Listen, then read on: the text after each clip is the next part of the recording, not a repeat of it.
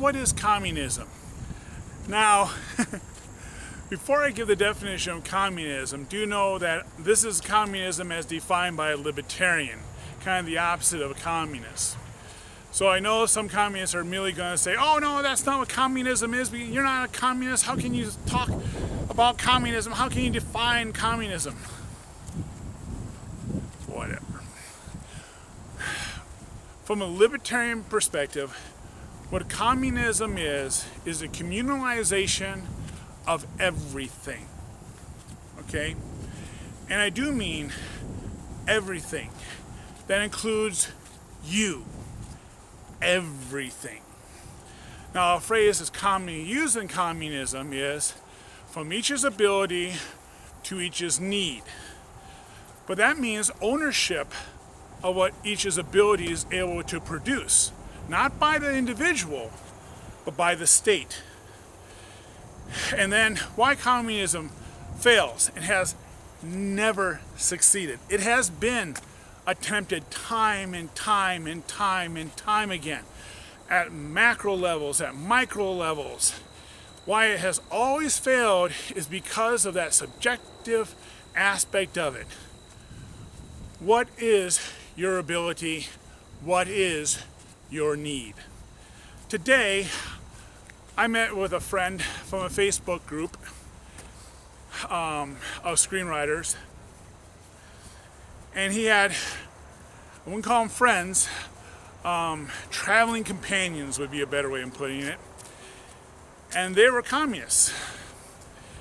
They might not call themselves that, but they were. They lived in Detroit in a commune where they didn't use the phrase, but it was clearly where they believed from each's ability to each's need. And it was interesting just to listen to them, because even while they were talking, you could tell already cracks in their commune were happening. And that's because what is each's ability? What is each's needs? All you need is a few people to give less and to take more. Then resentment steps in. Then people start trying to measure what is each's ability, what is each's needs. You start hearing the phrases freeloaders and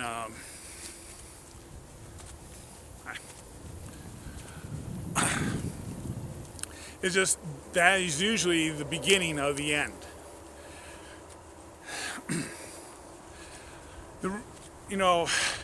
Communism is a concept that doesn't even work in the abstract.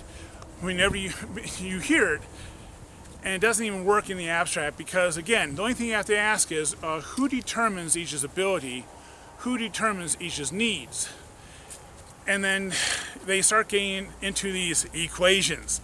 How many hours you should work, what do you give, what do you take, how much should you take.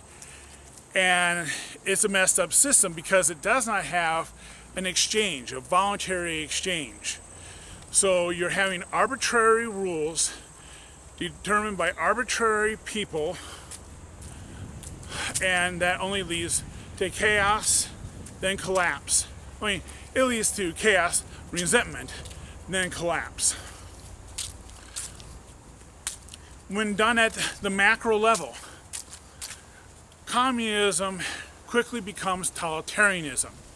The state controls and runs everything. It cannot but do that because, again, quickly, who determines whose needs? Who determines whose abilities? I mean, I'm really good at marketing. I can do in marketing what those who are not good at marketing simply can't do because they just don't have the marketer's perspective. But even when you have people who are so-so marketers, an hour of my time is far more productive than an hour of their time, simply because I get it, I understand it, I have a knack for marketing. So how do you determine how much you should take from me and how much you should take from these so-so marketers? You get it? See how hard that is? Well, I'm also bad at accounting. Do you have me do accounting? And then have someone who is really good at accounting? An hour by them and an hour by me will produce wildly different results. But this is the stupidity of the commons, the fallacies of the commons. You have communal land, and farmers can come and graze on that land. Well, that's fine if everyone grazes the same amount, but not everyone will. So then quickly the commons becomes overgrazed. Then you're having farmers who have starving livestock, who then determines how many cows you should have, how many sheep you should have, how many goats you should have, how many ducks, etc., and how much each of you should have. You understand that how quickly a system like that would fall apart?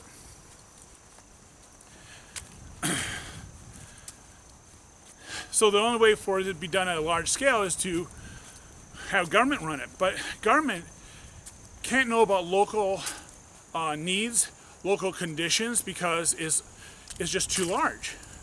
So they have these, I mean, in the Soviet Union, the 5-year plans, and Communist China, the 5-year plans. And so they're telling these communal farms, you have to produce so much product. Well, some of them actually did, a lot of them didn't. But the ones that did, they produced it however way they could possibly produce it. And so you had really poor produce being brought in, because they were not judged by the quality, or they're judged by the quantity. Because it's really hard to judge by the quality. That again takes ability to be selective. And communism has a real hard problem with being selective. Now, anyone that says that capitalism is worse doesn't understand capitalism. Here's a video I just did on what capitalism is. There's also another swipe they say is about the black marketplace and how awful it is. Well, here's a video that I just did about the black marketplace.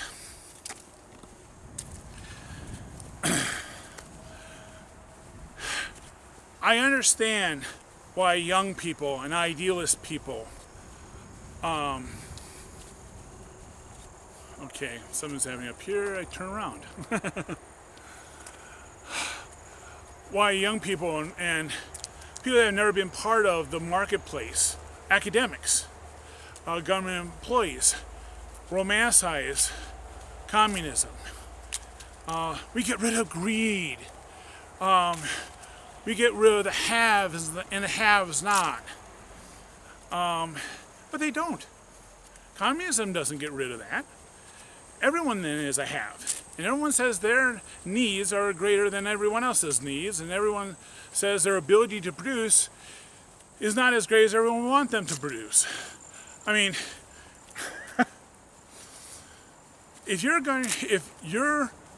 see, this is the disconnect between, well, communism doesn't have a reward system built into it. It actually has a perverse reward system. Well, yeah, it has a reward system built into it, but it's a perverse reward system. The more you whine about your need and the less you produce, the more you come out ahead. This is why in communism, there's no incentive to be an overproducer. In fact, your coworkers will hate you because they're not overproducing. Now you're making them look bad, and that might end up with you being beaten up behind the factory. You know, get in line. You're making us look bad. The management is going to start to expect all the same productivity from the rest of us. Now, this does happen in capitalism, especially where there's a union that's involved, but far less than what happens in communism. And so you have a situation in communism where you have a perverse incentive to produce as little as you can, because what you get is supposedly determined by your need, not determined by how much you produce. You understand? So how much you produce doesn't reward you with more product or services. It just means you're overworking yourself because your need remains, in the eyes of the state, the same. And then you have another incentive to exasperate your need so that you get more.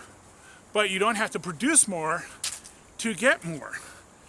And also, I think it's just hilarious for the young people who are pro-capitalist, pro-communism. You listen to them, and I've never encountered one saying, I want to be a cog in a factory. They always want to be the leaders. Look at communist Russia, communist China. Their leaders lived in lavish homes. They had retreat houses. They had limousines and chauffeurs. How was their need? Did they have a need for that limousine chauffeur? Did they have a need for that retreat house? No, they were in control. They were in power. They were the ones determining whose needs were real, whose needs weren't as important, what they could give and what they couldn't give. It's just laughable. Just simply laughable. And that's why communism will always fail. And why capitalism, as explained in the other videos, will always succeed, even when it's outlawed, as I explained in the video about blackmail. Anyways, that's what communism is. From each's ability to each's need. And why it fails is because who determines each's need? Who determines each's ability? Then everyone starts gaming the system. Now, if this is the first time you've seen one of my videos, I produce them as news happens, and some days I produce more than one video. Today I'm producing 5. Not that I'll release all 5 today, but I'll at least, I think at least 2 today. If you'd like to be alerted when a new video has been released, when subscribing to my channel, to the left of that subscribe button is a bell icon. Click on it and then pick between the 2 forms of notification you'd like to have. Also, when my mailing list gets to at least 100 subscribers, I'm going to start producing a weekly unlisted video where I reply to selected comments posted to last week's batch of public videos. If you'd like to see these reply to comment videos, in the description below there's a link to the mailing list sign-up form. Please subscribe. Okay? Thank you. See you tomorrow. Bye.